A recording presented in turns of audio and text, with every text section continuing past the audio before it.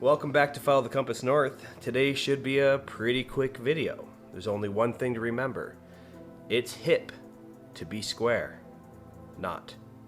And that's exactly what we're talking about today, is the square knot. Yes, that's how I'm starting this one. I'm not stopping, I'm not re-recording, we're gonna roll with it. I've got two different line diameters here to demonstrate the square knot. And as far as knots go, it's pretty simple. But there's a lot of history that goes along with it and some interesting facts, some unique ways of striking this knot that I think merit its own video on its own. I've got two different colored lines here to show the path of our working ends, our running ends, so that we can easily tell what's going on when tying this knot. Now the first way I'm going to demonstrate this is the wrong way. This is called a granny's knot. That's where you take your working end, your primary end. I'm going to be using this pinkish reddish line here for my primary, and you go over your other line, under and back up, so they're back where they were. They've switched sides, and then instead of going over again, you instead go under, back through, and over. Looks a lot like a normal knot. However, as you tighten this down, the running ends turn sideways. They start cinching back through here. Once they start slipping, a simple shock loading of the system unties the whole thing. So that's the granny knot. Again, this is the wrong way to do a square knot. If you take your main line, goes over, under and through, and then instead of going over again, you go under, over and through. You get a granny's knot, which will untie itself like so under load. A quick pull, and these is whipping and stopping it, but these will pull right through and untie your knot. The way a square knot should be tied is you take your primary end, you go over, under and through, and you've probably already guessed this, over again, under and through. What you should see are two line bites interlacing. A bite is exactly what you see here. The line doubling up onto itself. So you can see I've got two line bites overlapping. You can create a square knot intentionally by running one bite through another. This is the more advanced version of it. And you have the same exact knot as I have here. If these lines are a little tighter, you'll see that they slip against each other. By tightness, I mean by its weave here. This is a very loose line, so they'll push back and forth. They should have easy flow of that of those two bites. A better way of demonstrating that might be with 550 or paracord, as this is a slicker, tighter woven line. So I'm going to create another square knot here, so we have three on the screen. Over, over again, through, and these two bites, slide very smoothly from each other. And that square that creates is where the knot gets its name, the square knot.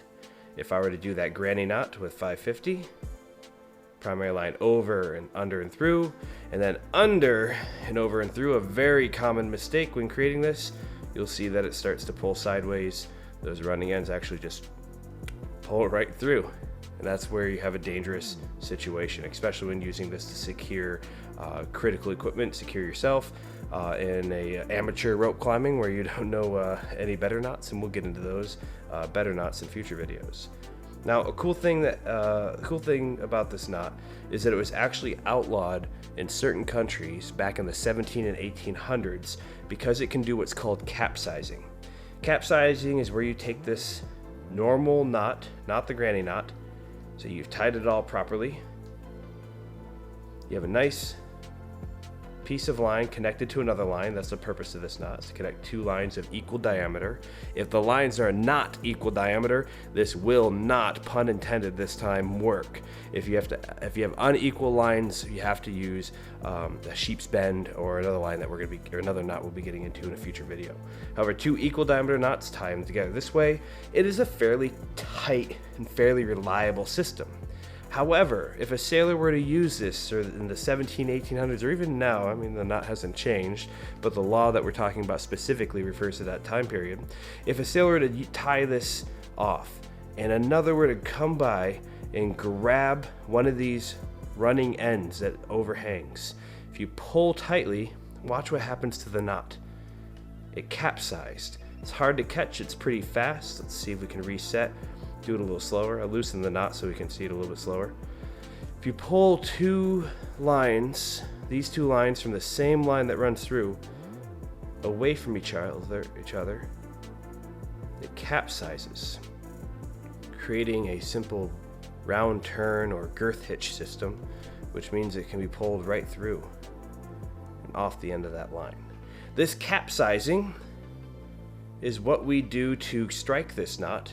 And if you remember from previous videos, striking means to untie very easily.